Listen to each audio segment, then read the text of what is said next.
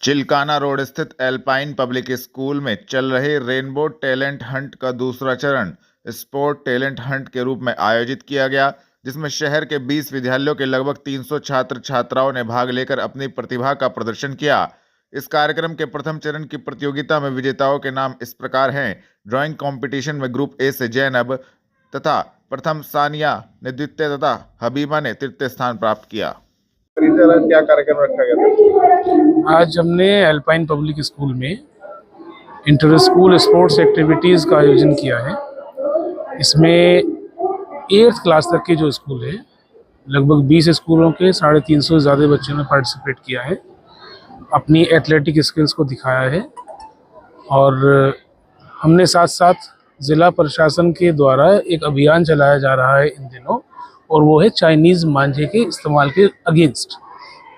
हमने बच्चों को ये मैसेज भी दिया है कि वो खुद भी इसे यूज़ ना करें और किसी को इसको यूज़ करते हुए देखें तो उसको मना करें इसके लिए, क्योंकि ये बहुत ही घातक है। तो सामाजिक संदेश है, खेल के द्वारा हम आज उनको शारीरिक फिटनेस का, खेल भावना दिखाने का और मिलजुल कर रहने का भी संदेश दे रहे हैं।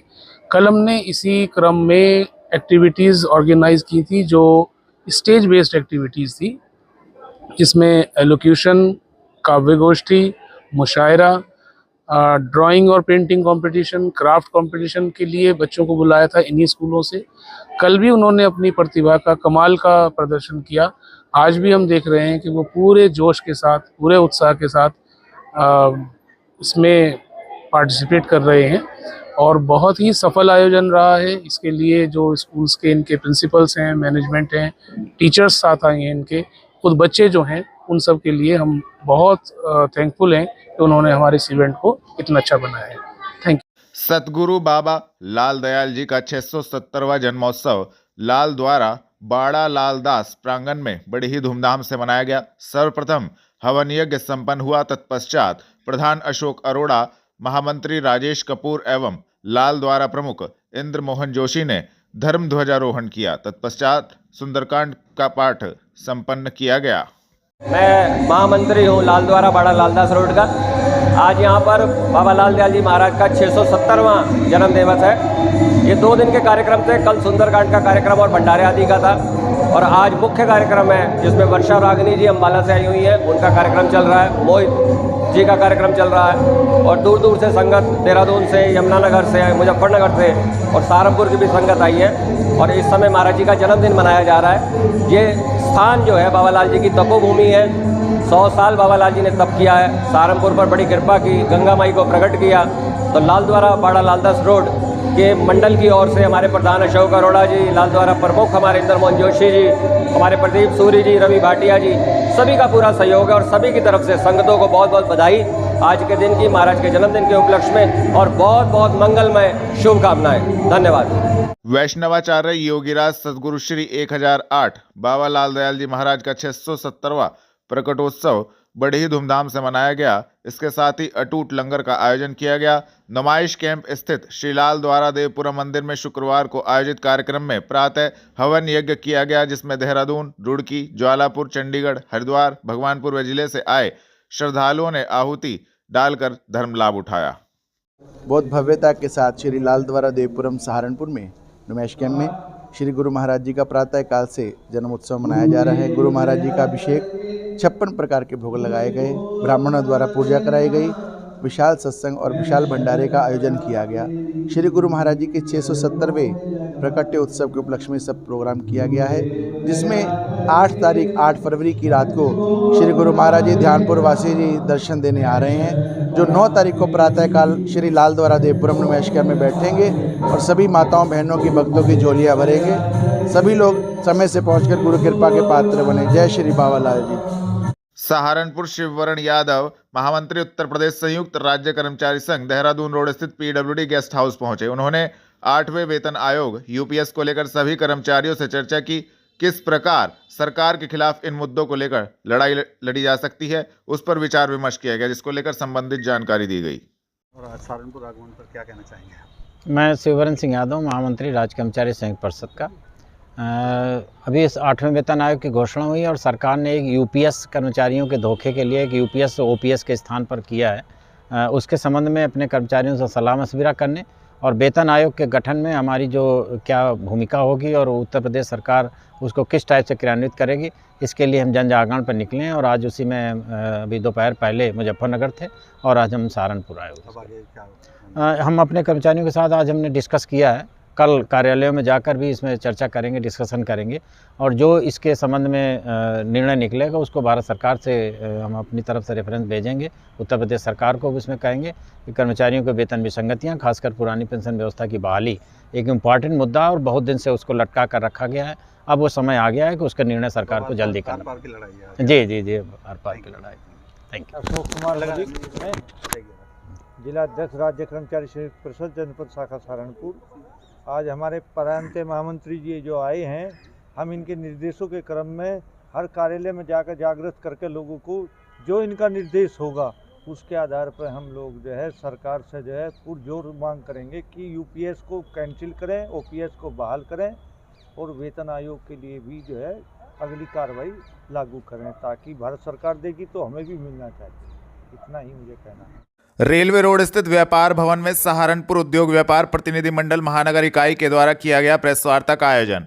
आपको बता दें, शुक्रवार शाम 4 बजे रेलवे रोड स्थित व्यापार भवन में सहारनपुर उद्योग व्यापार प्रतिनिधि मंडल महानगर इकाई के तत्वाधान में सहारनपुर युवा व्यापार मंडल द्वारा चाइनीज मांझे के विरोध में एक प्रेस वार्ता का आयोजन किया गया। महानगर अध्यक्ष विवेक मनोचा ने अपने संबोधन में कहा कि यदि हमारे व्यापार मंडल का कोई भी व्यापारी चाइनीज मांझे की बिक्री करता हुआ पाया गया तो तत्काल उसकी सदस्यता रद्द करते हुए उसे संगठन से निष्कासित कर दिया जाएगा, जिसको लेकर संबंधित जानकारी दी गई। आज आपने प्रेस वार्ता रखी गई है, क्या कुछ उद्देश्य? देखिए, इसमें सहारनपुर युवा व्यापार मंडल द्वारा आज चाइनीज मांझे के विरोध में यहाँ एक प्रेस वार्ता का आयोजन किया गया है, क्योंकि ये व्यापारियों से जुड़ा हुआ सीधा मुद्दा है।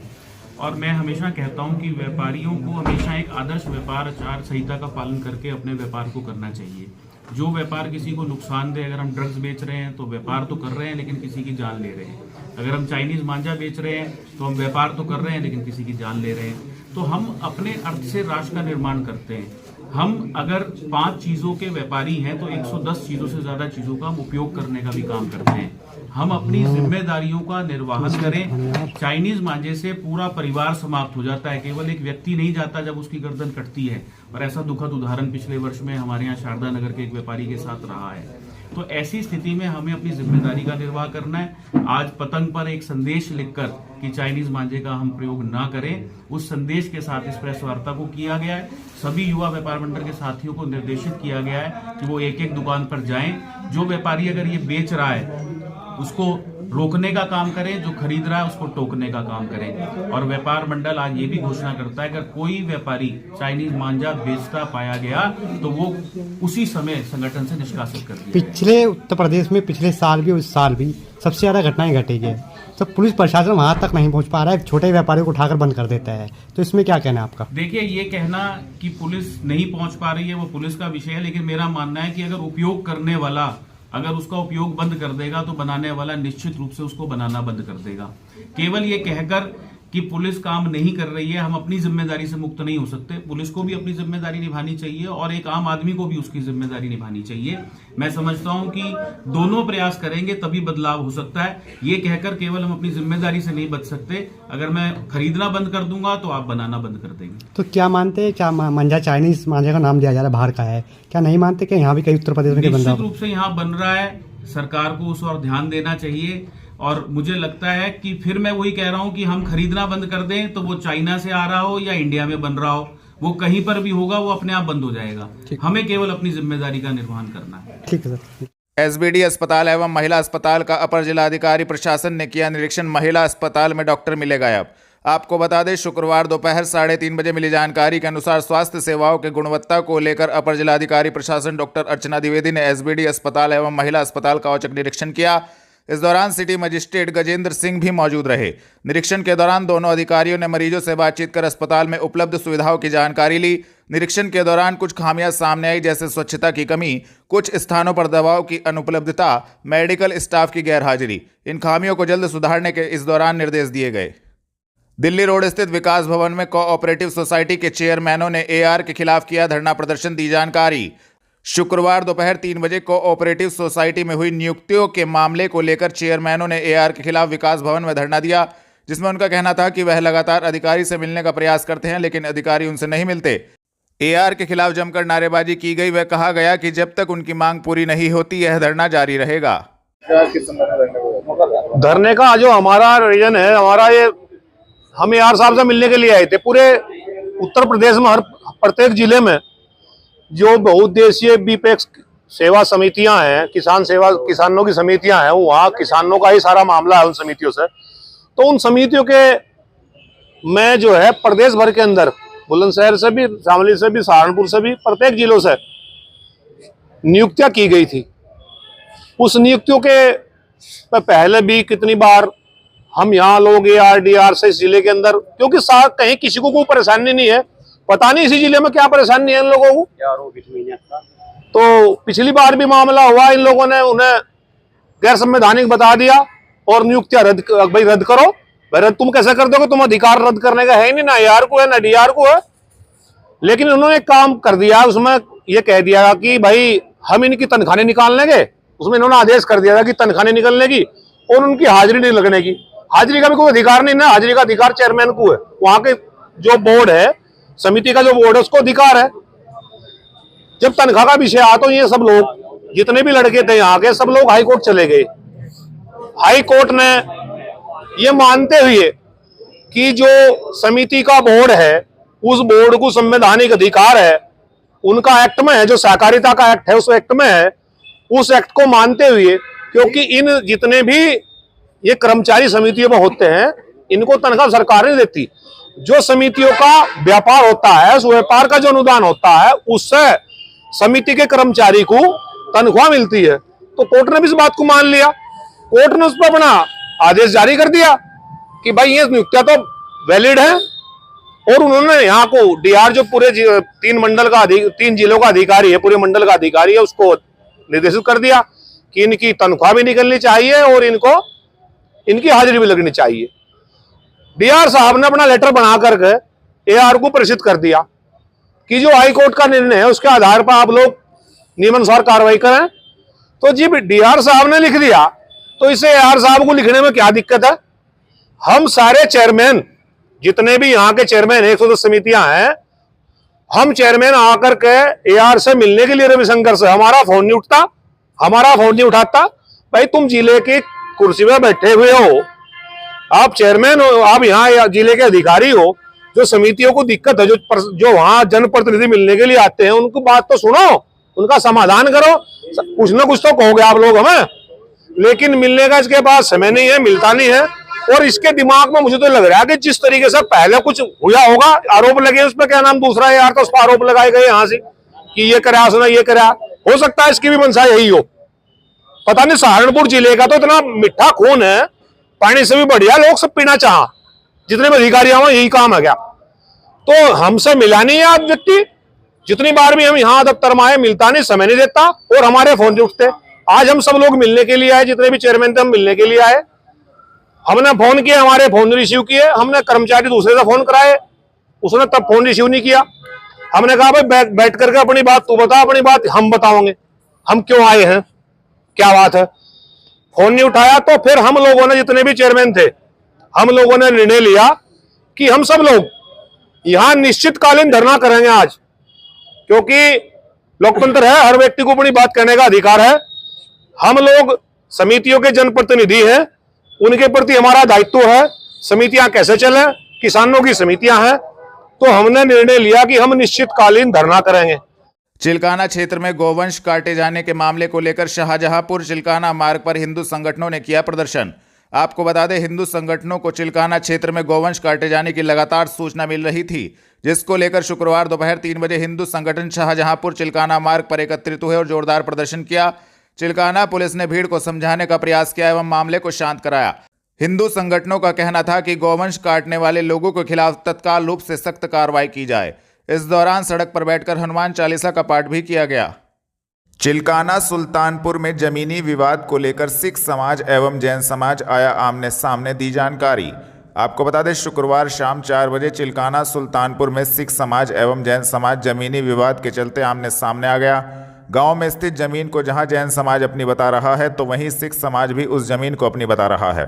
सूचना मिलते ही मौके पर आला अधिकारी पहुंच गए और मामले को शांत कराया। इस संबंध में जानकारी भी दी गई। जी, क्या नाम है आपका? नाम सुरेंद्र सिंह लाडी, तहसील दक्ष भारतीय किसान यूनियन टिकैत नकुल। ये सुल्तानपुर में कुछ जमीनी विवाद को लेकर आप पहुंचे थे, काफी कुछ यहाँ पर विवाद भी हुआ, क्या पूरा प्रकरण है? देखिए, ये प्रकरण असल में ऐसा है कि प्रकरण बहुत पुराना है ये, और इसमें लगभग 4-5 बार पैमाइश हो चुकी है। पहले 2 टीम आई तो उन्होंने जो अपना फैसला दिया वो सरदार जी के पक्ष में दिया कि इस जमीन के अंदर धारा 24 की नहीं बनती है, इसमें दुरुस्त होनी है, नक्शा शजरा दुरुस्त होनी है। अगर शजरा दुरुस्त होता है तो दोनों परिवारों का मसला हल होता है। लेकिन फिर भी हमने दोनों पक्षों को सुनने के बाद हम इसके प्रयास में लगे हुए पिछले 20-25 दिन से कि आपसी बैठ के पंचायती तौर पर उनका फैसला करा दिया जाए। लेकिन आज फिर चलो मौके पे अफसर आए, उन्होंने पैमाइश की, जबकि दूसरा पक्ष यहाँ नहीं था, उनके सामने पैमाइश हुई।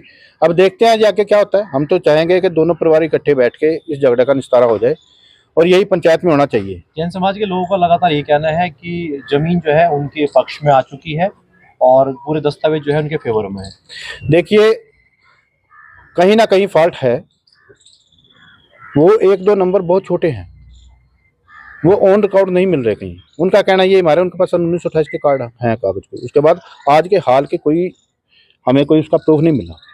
उसके बावजूद भी हमने अपने स्तर पे, एक सामाजिक स्तर पे हमने ये सोचा कि इसको इकट्ठा करते हैं, निपटा देते हैं। चलो आज अफसर आए हैं, उन्होंने कुछ देखा है, पैमाइश की है, किस हिसाब से की है वो तो हमारे सामने हुई नहीं, हम देरी से पहुंचे हैं। लेकिन फिर भी हम अपनी तरफ से कोशिश करेंगे कि इसको बैठ कर निपटा दिया जाए। अगर नहीं होगा तो देखिए कानूनी कार्रवाई है, कानून के आगे सब होने हैं, जो कानूनी कार्रवाई होगी वो जैसे होगी चलती रहेगी, वो दोनों पक्षों को छूट है। लेकिन हम यही कहेंगे झगड़े से बच करें, दोनों पक्ष किसी तरह का झगड़ा साध ना हो, वे किसी तरह का हल ऐसा निकल जाए कि दोनों ही पक्ष जो है बचते रहें। संगठन किसान के हित में है। सरदार हरि सिंह, मैं सरदार हरि सिंह, तहसील मीडिया प्रभारी, भारतीय किसान यूनियन टिकैत। देखिए, संगठन का ये मकसद है कि किसानों का कोई भी विवाद हो आपसी भाईचारे से निपटाया जाए। हम किसी का फेवर नहीं करेंगे, जो प्रशासन करेगा वो ठीक है सब, और उसी हिसाब से हम पहले भी 20-25 दिन से इसी काम में लगे हुए हैं कि आपसी भाईबंदी से इनका समाधान हो जाए, और आगे भी यही प्रयत्न रहेगा। थाना मंडी पुलिस ने 13 वाहनों को किया सीज की कार्रवाई। खुलेआम बीच सड़क पर बाइक चालक कर रहे थे खतरनाक स्टंट। आपको बता दें, थाना मंडी क्षेत्र में बाइक राइड के नाम पर हुड़दंग मचाने वाले बाइकर्स के खिलाफ शुक्रवार रात्रि 7 बजे थाना प्रभारी धर्मेंद्र कुमार ने बड़ी कार्रवाई की है। थाना मंडी क्षेत्र स्थित नवीन मंडी से लगातार बाइक स्टंट करने वालों की मिल रही शिकायत पर थाना प्रभारी धर्मेंद्र कुमार ने त्वरित एक्शन लेते हुए चेकिंग अभियान चलाकर हड़कंप मचा दिया है। एसपी सिटी व्योम बिंदल के निर्देशन में थाना प्रभारी धर्मेंद्र कुमार ने कार्रवाई करते हुए 13 बाइकर्स को पकड़कर चालान किया, सीज की कार्रवाई की गई। सर्किट हाउस सभागार में मंडलायुक्त की अध्यक्षता में हुई मंडल स्तर कृषि निर्यात समिति की बैठक दी आवश्यक दिशा निर्देश। आपको बता दें, मंडलायुक्त अटल कुमार राय की अध्यक्षता में सर्किट हाउस सभागार में मंडल स्तरीय कृषि निर्यात समिति की बैठक का आयोजन शुक्रवार शाम 5:30 बजे किया गया। बैठक का संचालन समिति के सदस्य सचिव राहुल यादव, सहायक कृषि विपणन अधिकारी मेरठ एवं सहारनपुर मंडल द्वारा किया गया। बैठक के दौरान राहुल यादव द्वारा उत्तर प्रदेश कृषि निर्यात नीति का विस्तृत प्रस्तुतिकरण किया गया। नीति के अंतर्गत 1 जुलाई 2024 को हुए नवीनतम संशोधनों यथा MRL टेस्टिंग, ऑर्गेनिक सर्टिफिकेशन, अच्छी कृषि पद्धतियों के संबंध में नीति के अंतर्गत दिए गए अनुदानों के संबंध में जानकारी दी गई। उनके द्वारा बताया गया कि वर्तमान में सहारनपुर मंडल में 3 क्लस्टर करा लिए गए हैं और इसके अतिरिक्त जनपद सहारनपुर से आम के 3, मुजफ्फरनगर से अमरूद का 1 एवं शामली से गन्ने का 1 क्लस्टर प्रक्रियाधीन है, जिसका गठन जल्द ही करा दिया जाएगा। राहुल यादव द्वारा बताया गया कि एपीडा के द्वारा उत्पादों की ट्रेसबिलिटी स्थापित किए जाने हेतु basmati net, horti net portal विकसित किया गया है यथा उक्त पोर्टलों पर संबंधित विभाग द्वारा किसानों का पंजीकरण कराया जाना है। पुलिस लाइन पहुंचे वार्ड 39 निवासी लोगों ने एक व्यक्ति पर लगाया धोखाधड़ी कर पैसे हड़पने का आरोप। आपको बता दें, वार्ड 39 निवासी लोग शुक्रवार दोपहर 2 बजे पुलिस लाइन स्थित वरिष्ठ पुलिस अधीक्षक कार्यालय पर पहुंचे, जिनका कहना था कि एक व्यक्ति अनिल दत्त वर्मा, जिसकी ज्वेलर्स की दुकान है, उक्त व्यक्ति ने लकी ड्रॉ के नाम पर उनके साथ धोखाधड़ी की है और सभी के पैसे हड़प लिए हैं। जब उन्होंने अपने पैसे वापस मांगे तो अनिल दत्त वर्मा धमकी दे रहा है जिसको लेकर सभी लोगों ने पुलिस लाइन में वरिष्ठ पुलिस अधीक्षक से न्याय की गुहार लगाई है। कहाँ के रहने वाले? सहारनपुर पे रघु कृष्ण बिहार जी। क्या मामला है जिसको लेकर आप आए? मामला भाई ये गोल्ड का है जी। हमें गुमराह किया गया, हमारे से पैसे ठगी की गई। ये आंटी है, ये हमारे से पैसे लेकर जाती थी। और जो अनिल दत्त वर्मा है अमरदीप कॉलोनी से, उसने हमारे साथ फ्रॉड किया। हमें डरा रहा है, धमका रहा है कि तुम्हें ये कर देंगे, वो कर देंगे। वो पैसे नहीं दे रहा है भैया। किस बात के लिए देता था पैसे? ये गोल्ड के उसमें लिया उसने हमारे से पैसा कि गोल्ड दूंगा मैं तुम्हें। उसमें लक्की ड्रॉ डाल रखा उन्होंने हमारे पास। ये लक्की ड्रॉ है। कितने लोगों को पैसे हैं? ये कम से कम होंगे जी 100-150 आदमी होंगे। कितना पैसा होगा लगभग 50, 60, 70, 80 लाख। मुझे अपने मोहल्ले का पता है भैया, जो हमारे इसमें हमारे 10 लाख के आसपास है। बात हुई, क्या कहा उसने? हमें भैया गुमराह कर रहा है, जो करना कर लो। बाहर आए थे कप्तान साहब क्या कुछ आसपास? कप्तान साहब के पास हमने एप्लीकेशन दी है कि सर हमें ऐसे ऐसे कर रहा है, ये गुमराह कर रहा है कि मैं दे नहीं रहा जी पैसे। मैंने कर रहा 2 साल से मैं बका रहा है जी। आप क्या चाहते हैं? हम ये चाहते हैं हमारे साथ इंसाफ होना चाहिए जी, हमें हमारे पैसे मिलने चाहिए जी। और किस मामले में आए? जी मेरा नाम अरविंद पाल है और मैं नाईपुर वार्ड 39 पेपर मिल रोड की तरफ से निवासी हैं। और ये सभी जितनी महिलाएं हैं, इन सबसे गोल्ड के लिए पैसे लिए कि आपको गोल्ड दिया जाएगा, उनसे पैसे ले गए। जब गोल्ड देने की बारी आई तो उसने जो है मना कर दिया कि अभी नहीं है मेरे पास, और मैं मकान बेचूँगा, उसके बाद मैं आपको पैसा दूंगा। और हम कई बार हमने वादा कर लिया, उन्होंने कई बार। और उसके बाद में ये विमला आंटी जी हैं, इनके सामने भी उन्होंने ये बोला है कि वो फलाना सुनार था, वो इतने करोड़ का घोटाला करके भाग गया, उसका कुछ नहीं बिगाड़ पाए कोई भी लोग। वो फलाना वो था कमेटी वाला, वो इतने लाख रुपए का उन्होंने घोटाला कर लिया, उसका कुछ नहीं बिगाड़ा किसी ने। मेरा क्या बिगाड़ लें, कोई कुछ नहीं होता, तुम्हें घबराने की जरूरत नहीं है। ये जो है विमला आंटी जी हमारे से पैसे ले जाती थी, उनसे रिकवर करके जो गोल्ड का पैसा था। तो आप क्या चाहते हैं? हम ये चाहते हैं कि हमारे साथ इंसाफ हो, और जो उनका पैसा है, जितने भी मिला है, हमारा जो पैसा सब पैसा दिया जाए। प्रशासन से अपील है हमारी। गंगा मैया की जय।